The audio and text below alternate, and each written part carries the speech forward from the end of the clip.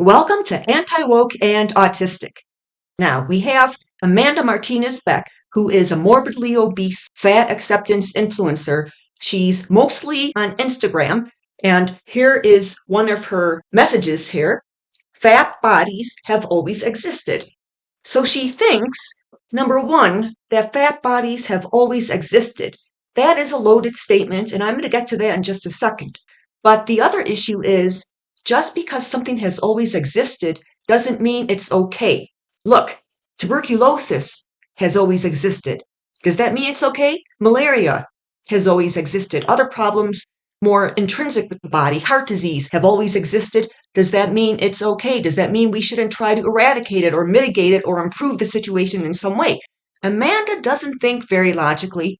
Now, she says again, fat bodies have always existed. First of all, when you look like this and you've given up on trying to get healthy, you've given up on trying to lose the 150 pounds you need to lose, you'll come up with anything, any slogan, any campaign to convince yourself that it's okay to give up and remain so huge and compromised. Fat bodies have always existed.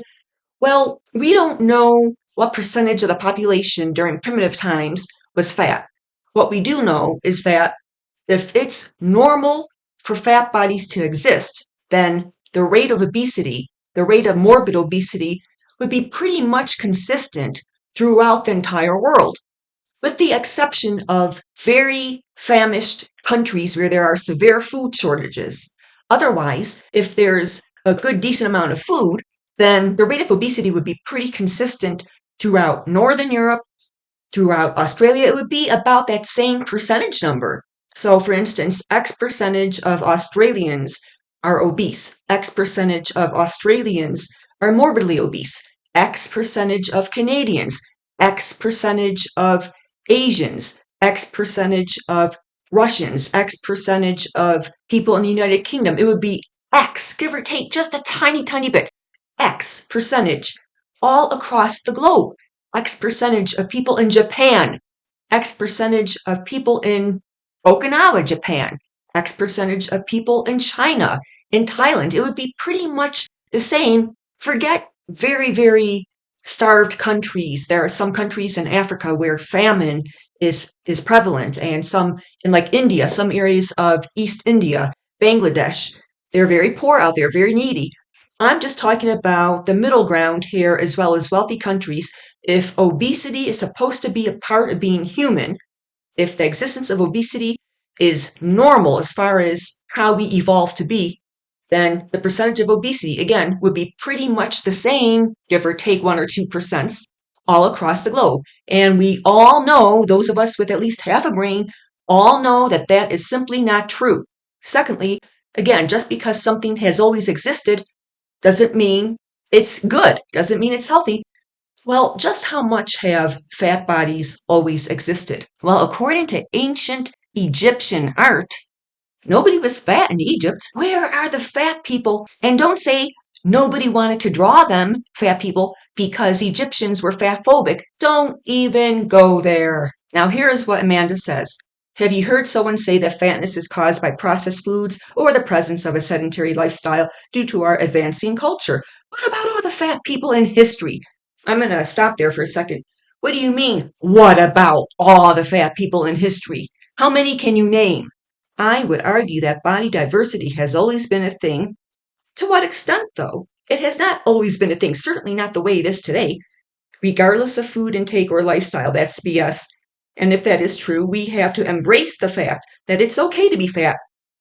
She outright promotes obesity. She outright contradicts those fat acceptance TikTokers who keep insisting that nobody's celebrating obesity. This is a celebration of obesity. So she concludes, it's just how our bodies are.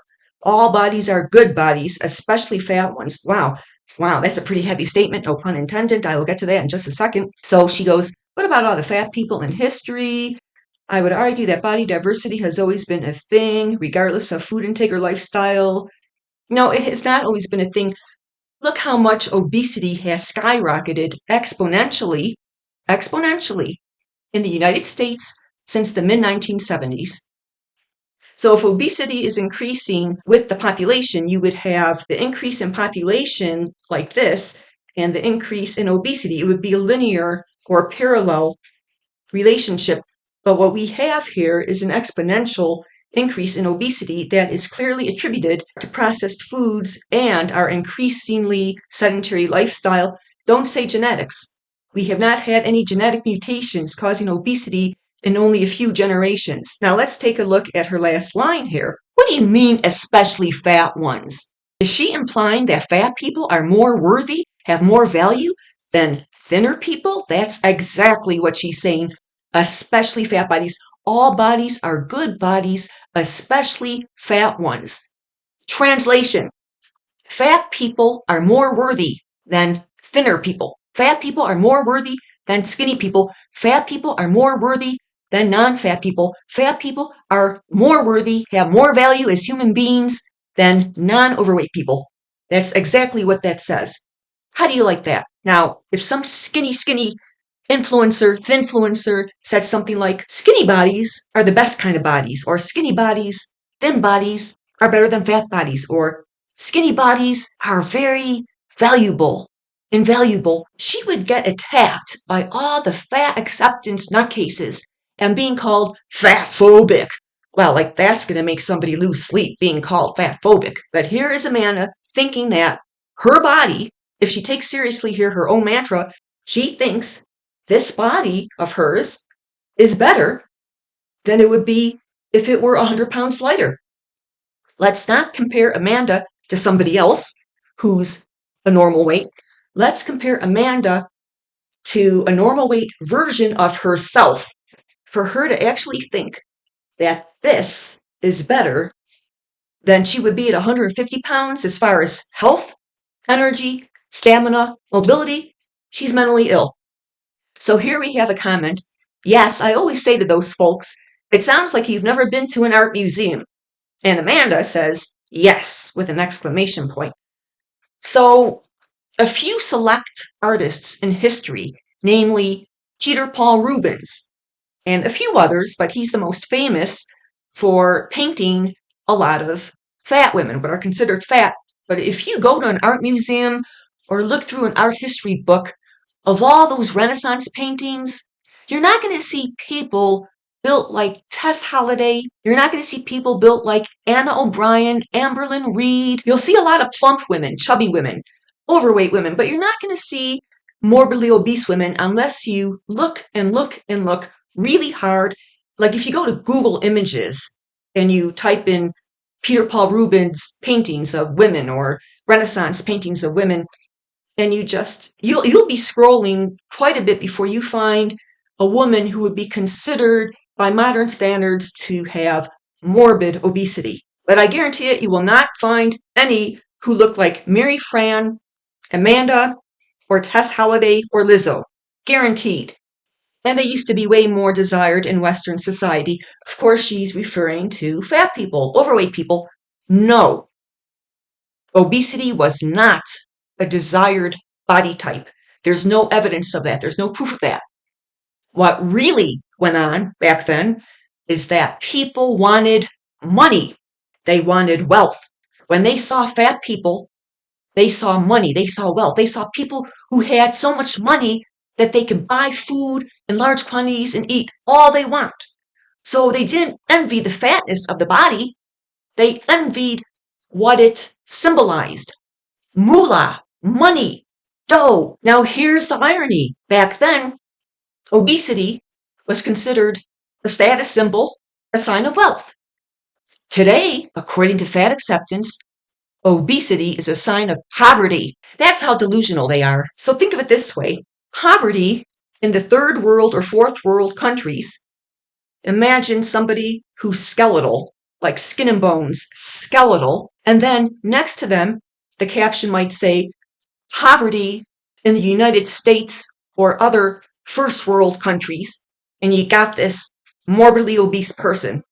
That's how mixed up and crazy and whacked fat acceptance is. Nobody really knows the exact percentage of morbid obesity or just moderate obesity 1,000 years ago, 5,000 years ago. But it really does. It's really telling that there's no fat people in Egyptian art. There's no fat people in ancient art. You don't start seeing very heavy people until you get to the Renaissance. Well, things were happening during the Renaissance, like there was a boom in agriculture, and there were some advances that made it easier to obtain food. And of course, since the 1970s, obesity has skyrocketed over the decades following that, because that's coinciding with an increasingly technological society in which we are becoming lazier and lazier, and there's been an influx of processed foods. If you look at crowded venues of many decades ago, like a beach or just some place where there's a lot of people and you can see their bodies very easily, it's hard to find fat people. I mean, you'll find them if you look at the picture and, there's one here, there's one there, there's one here, there's one there. But then if you look at crowded venues, pictures of crowded venues starting in the 80s, and especially today, it's reversed. It's like, there's a slender person there, there's a trim person there. Oh, that person's very svelte. Because so many people are fat today. Obesity is an epidemic. It's a pandemic.